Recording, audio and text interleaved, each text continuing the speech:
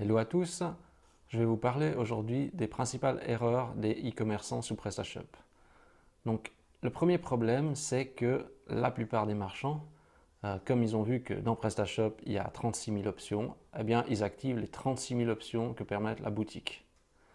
Il faut savoir que c'est une bonne chose que PrestaShop propose toutes ces options, mais par contre, ce n'est pas forcément une bonne méthode de toutes les activer. Ce que je conseillerais déjà pour commencer, c'est de vous limiter aux options vraiment de base de PrestaShop. Ça veut dire que même tous ces modules complémentaires qui sont déjà peut-être installés au départ quand vous déployez le module, enfin, quand vous déployez PrestaShop, par exemple la navigation à facettes, vous avez peut-être des modules annexes comme ça, blocs publicitaires, peut-être des blocs de contenu CMS ou ce genre de choses, eh bien vous désactivez tous ces éléments-là pour ne laisser que le minimum vital. Qu'est-ce que c'est le minimum vital? Eh bien c'est par exemple le menu, le bloc des catégories. Disons que peut-être même s'il y a le menu, le bloc des catégories n'est pas nécessaire.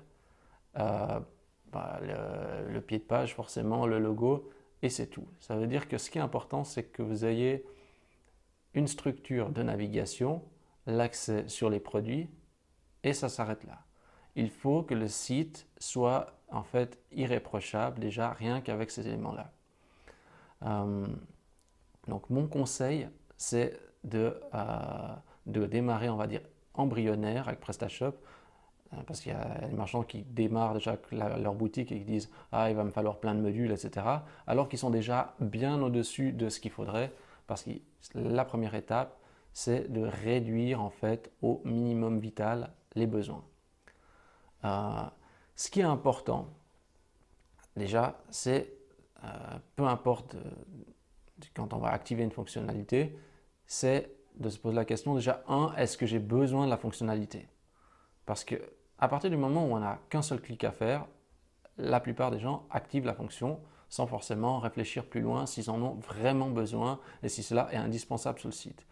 C'est important d'avoir ce raisonnement parce que si vous commencez à faire une installation à gauche, à droite, vous vous retrouvez avec un nombre incalculable de modules qui sont greffés et qui forcément peut-être sont utilisés, on va dire, à 5% et qui encombrent l'interface et qui vont en fait perturber aussi le fonctionnement de la boutique et qui n'apporteront rien de plus à vos acheteurs.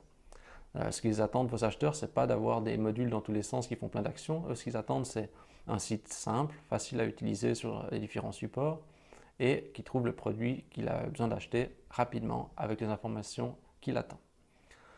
Donc ce que j'ai spécifié, c'est que déjà quand on installe un module, il faut toujours tester les processus. Ça veut dire qu'il faut, par exemple, si vous installez un module de fidélité, par exemple, eh bien, vous devez tester le module de A jusqu'à Z en simulant comme si vous étiez un client. Déjà voir si le fonctionnement concorde. Il faut vérifier si les traductions sont bonnes. Si elles ne sont pas bonnes, il faut ajuster les traductions. Il faut vérifier que la présentation en général soit correcte. Ça veut dire au niveau du CSS, la mise en forme, qu'elle soit bien.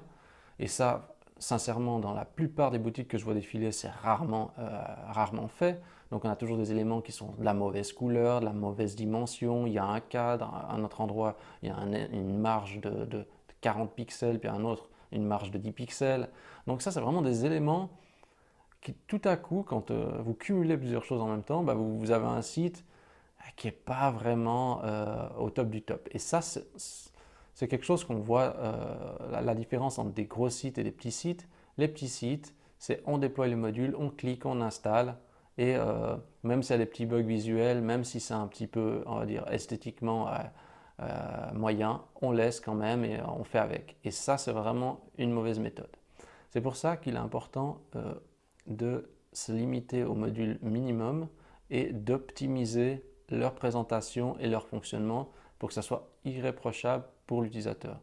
Parce que malgré tout, au niveau de l'œil, quand vous naviguez sur un site, vous allez tout de suite vous allez tout de suite avoir une vision générale et tous ces petits détails cumulés qui sont un petit peu choquants, des alignements qui ne sont pas respectés, des images qui ne sont pas actualisées, des images troubles, un peu pixelisées, trop petites, pas de la bonne dimension, qui ne sont pas harmonisées, pas du même style, bah, c'est tous des éléments qui vont être cumulés ensemble qui vont faire que l'acheteur va se dire ah ça c'est un petit site ou un moyen site ou je ne suis pas vraiment emballé de faire un achat là-dessus. Et aussi, donc pour tous les modules que vous installez, toujours tester le multi-support. Ça veut dire sur un mobile, à la verticale, à l'horizontale, sur une tablette, à la verticale, à l'horizontale. Imaginez quand vous déployez un module, si vous devez respecter tous ces points-là, donc c'est-à-dire tester le module, le traduire, assurer que le CSS présente correctement au niveau du visuel et tester les multi-supports, eh ben, pour chaque module que vous faites, que vous activez, si vous devez tester tout ça, ça va vous prendre passablement de temps et bien plus qu'un simple clic, on se dit ok tout est bon. Vous ne pouvez pas vous dire ok tout est en ordre, vous devez tester et corriger, surtout pas dire ok je m'accoutume du bug ou de la partie visuelle. Ça c'est très important de faire les ajustements qu'il faut, quitte à faire appel à un spécialiste d'intégration pour qu'il rectifie. C'est pour ça que déjà il faut se concentrer sur la base, parce que si vous n'êtes pas déjà sur une base saine, que vous greffez encore plein d'éléments, c'est complètement inutile. Donc comme je disais, il y a trop de superflu. Je prends un exemple. Sur les fiches produits, je vois toujours les barres, les toolbars des réseaux sociaux. À quoi ça sert? Qui partage une fiche produit sur les réseaux sociaux? À part dans certains cas précis, on va dire ça peut justement se justifier parce qu'on va dire c'est des produits vraiment peut-être atypiques et qui justifient un partage, mais dans le 99% des cas, personne ne partage. Donc autant ne pas inonder avec une toolbar sur la fiche produit. Désactiver ce module, ça ne sert à rien. Je vois par exemple, je prends aussi il y a le module ma liste, mes envies, etc. Qu'on peut justement ajouter des articles dans sa liste d'envies. Après, il y a dans le compte client, justement, c'est rattaché justement toutes les envies qui ont été sauvées, etc. Ce genre de choses, la liste des envies. Très souvent là-dedans, c'est toujours buggé visuellement. Les tableaux s'affichent mal, le processus JavaScript fonctionne à moitié. Après, il y a même on peut envoyer le lien à un ami de la liste, etc. Il y a tout un processus très complet quand même, mais la plupart du temps, il n'est jamais retravaillé et il est toujours buggé ou mal intégré. Et franchement, à quoi ça sert? À quoi ça sert de mettre ça si c'est pas bien finalisé? Autant désactiver. Euh, je veux dire, au niveau de la liste d'envie, j'ai envie de dire, dans PrestaShop, le client il ajoute au panier, bah, voilà, c'est déjà sa liste d'envie, il n'a pas besoin de faire une seconde liste en plus de celle du panier.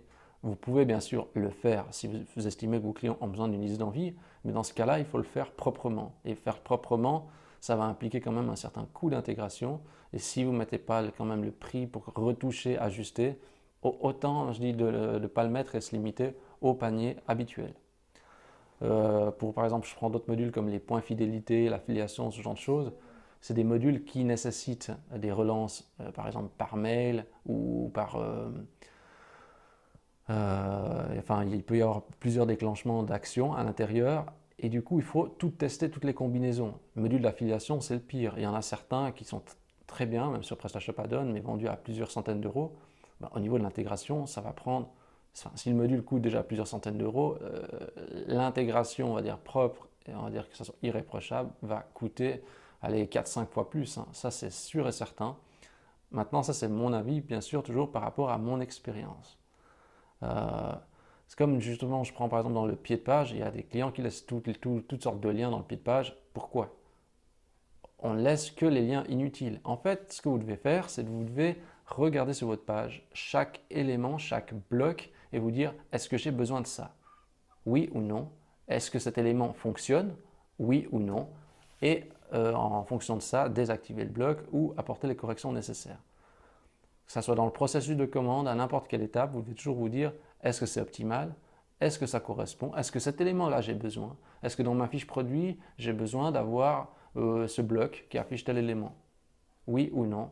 Et après, il faut faire les mesures nécessaires pour le désactiver ou pour le retirer, soit par le back-office ou soit en faisant une petite recherche dans Google pour trouver la solution. Donc mon conseil, c'est toujours de rester simple pour justement réussir. Ce n'est pas parce que vous avez 36 options que votre site est mieux. Au contraire, moi je trouve qu'aujourd'hui, les options, on peut en activer jusqu'à l'infini et c'est ce que font une bonne partie des e-commerçants. À mon avis, je pense que la plupart des e-commerçants ont trop d'options activées et ils devraient se concentrer sur les bases et qu'elles soient vraiment propres, bien intégrées et fonctionnelles. C'est ça le plus important. Au niveau des thèmes, justement, le thème par défaut a plus grande chance d'être bien compatible et exigera moins de retouches, contrairement à un thème custom que vous achetez sur ThemeForest, sur Template Monster, etc. Donc, thème perso égale plus de retouches que le thème par défaut. Donc, du coup, c'est vrai que si vous partez sur un thème standard, vous allez gagner du temps dans l'intégration des modules, surtout par exemple les modules, on va dire, par défaut. Donc, comme j'ai mentionné, faites ajuster le CSS par un professionnel si ce n'est pas fait. Si vous avez la capacité de le faire vous-même, ben, faites-le. Et justement, ce qui est important, c'est d'éviter des sites brouillons. C'est-à-dire que moi, je vois des fois des marchands qui ont toutes les options activées et sur leur page d'accueil, une bannière, même pas vraiment de bonne qualité, par exemple, ou une bannière qui date de je ne sais pas combien, 6 mois en arrière. J'ai envie de dire, mais revenez à la base. Choisissez une bannière de belle qualité, une belle image, une grande image, pardon, et changez-la régulièrement. C'est ça qui est important. C'est plus important ça que de chercher à greffer toutes sortes de modules pour rendre le site plus dynamique. Un site dynamique n'a pas besoin d'énormément de modules pour fonctionner. Ce qui est important, c'est surtout l'action que vous allez mettre sur la boutique et la régularité dans laquelle vous allez appliquer ce changement. Donc, ce qui est important, c'est déjà d'assurer les bases. Et sincèrement, aujourd'hui, dans ce que je vois dans les demandes de marchands qui disent ah, PrestaShop n'est pas bien assez équipé, il faudrait plus de modules en natif, etc. PrestaShop a tout ce qu'il faut. Ce qu'il faut, c'est surtout laisser ces éléments de base, les optimiser pour construire, on va dire, un site embryonnaire dans un premier temps et le peaufiner au maximum et ensuite seulement passer à une vitesse supérieure. Ce qui est bien, c'est que quand vous avez, on va dire, un site de base qui est vraiment au top du top et que tous les éléments sur votre interface ont été analysés, ensuite, vous pouvez justement mieux réfléchir en disant « Ok, je vais implémenter une nouvelle fonctionnalité, j'aimerais bien mettre ce module-là. » Ok, vous pouvez poser votre réflexion, vous pouvez tester et vous pouvez aller petit à petit de l'avant. Ça évite justement de commencer à tout greffer sur sa boutique et puis après dire ok on fait les choses à moitié. Ça c'est vraiment le pire du pire. C'est pour ça que quand vous regardez dans des gros sites, au niveau de l'interface c'est toujours soigné, propre, tout est bien carré, tout est bien aligné, on sent qu'il y a du test et il faut justement pouvoir vous aligner avec ces critères d'exigence. Donc si vous avez des remarques par rapport à vos expériences dans le déploiement de boutiques ou les erreurs on va dire de marchands sous PrestaShop que vous voyez régulièrement, n'hésitez pas à les laisser dans les commentaires. Si vous avez justement aimé cette vidéo, vous pouvez toujours vous abonner à la chaîne YouTube et n'hésitez pas justement à faire des suggestions d'autres thématiques que vous aimeriez aborder. Merci d'avoir regardé la vidéo et je vous dis à la semaine prochaine.